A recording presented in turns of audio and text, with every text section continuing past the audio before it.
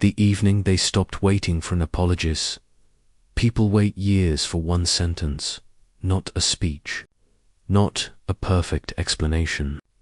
Just a few honest words that say, "I know I hurt you, and I am sorry." They imagine where it might happen. In a kitchen doorway, over the phone, in a message that arrives late at night. They believe those words will finally loosen the past. But sometimes the apology never comes. Sometimes the person who hurt you stays silent. Sometimes they rewrite the story. Sometimes they move on as if nothing happened, while you are still carrying that moment like a stone in your pocket. And then life asks a hard question. Will you keep waiting for someone else to unlock your peace?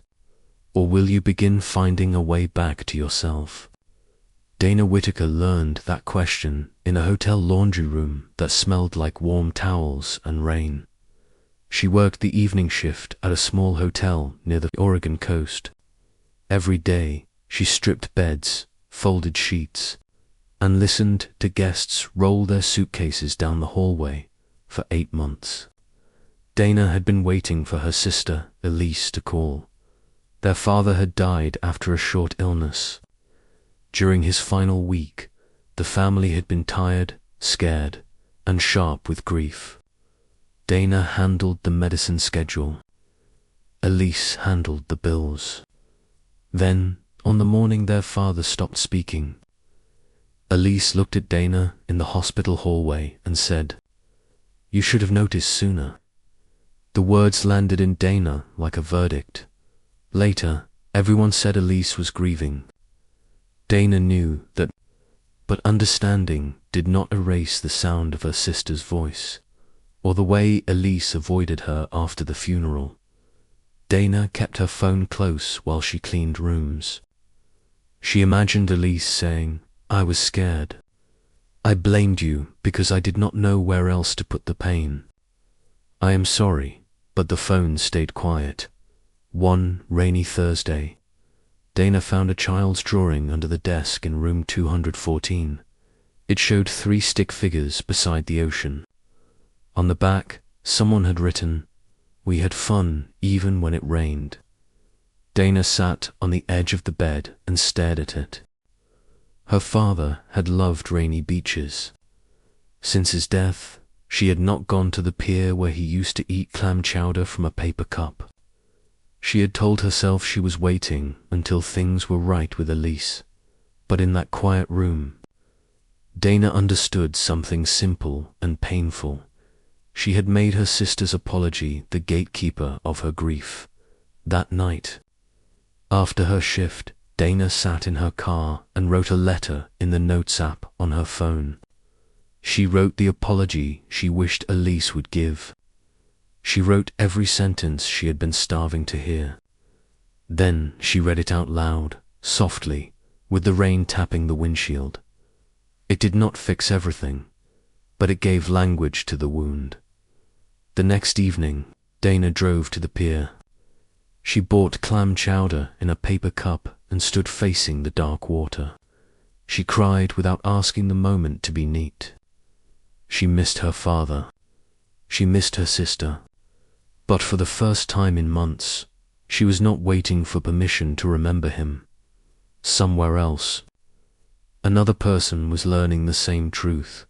Miles Carter painted scenery for a community theater in Kansas City. He was known for steady hands, quiet jokes, and skies that looked real enough to walk into 2 years earlier. A director named Russell had used Miles's set designs for a regional production and submitted photos of them under his own name. The show got attention. Russell got invited to speak on a panel. Miles got a quick thank you in a program no one read. When Miles confronted him, Russell smiled and said, "That's just how theater works." Miles carried that sentence like a splinter.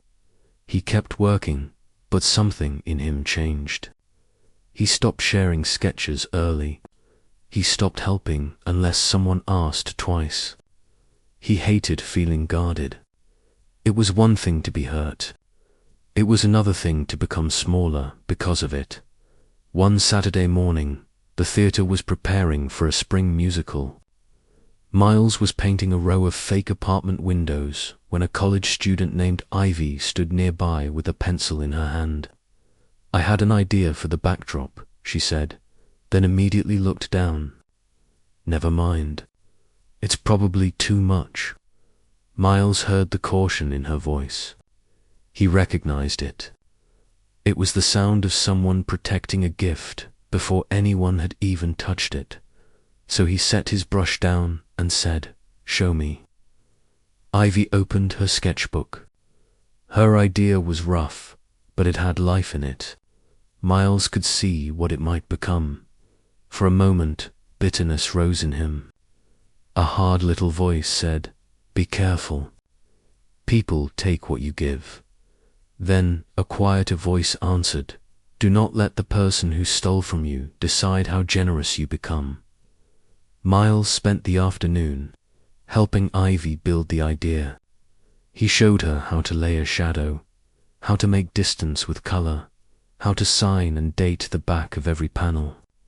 Then he told the stage manager, clearly and calmly, "The skyline concept is Ivy's. I helped with execution, no speech, no anger, just the truth."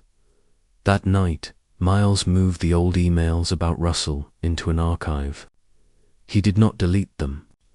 He was not pretending it had never happened. He simply renamed the folder Lessons, not Chains. He still deserved an apology. He also deserved a life that was not organized around waiting for one. And slowly, the lesson appeared in one more place, where the waiting had lasted almost a lifetime.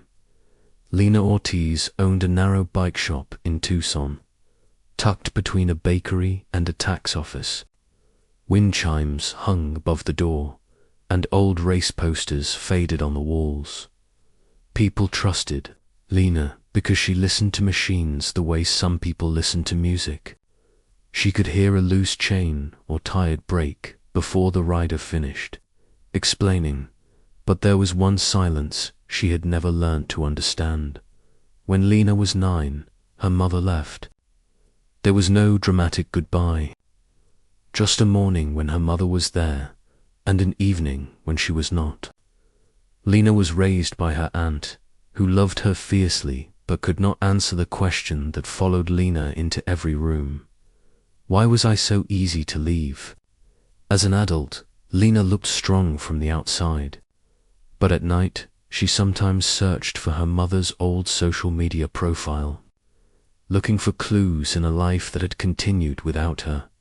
One afternoon, a 15-year-old boy named Theo came in with a flat tire and a cracked pedal. He said his stepdad would come pay for it by 6. 6 came. Then 6:30. Then 7. Theo stood near the window, trying to look like he did not care. Lena knew that posture. The casual shrug, the little smile that said, "I expected this, so it cannot hurt me." She fixed the tire, replaced the pedal with a used one from the back, and told him he could pay another time. Theo said he probably got busy. Lena almost said, "I'm sure he did." Instead, she said gently, "Maybe. And it still matters that you were waiting." The boy looked at her for 1 second, and his face changed. Not much, just enough to show that someone had named the ache without making him explain it. After he rode away, Lena locked the shop and stood in the quiet.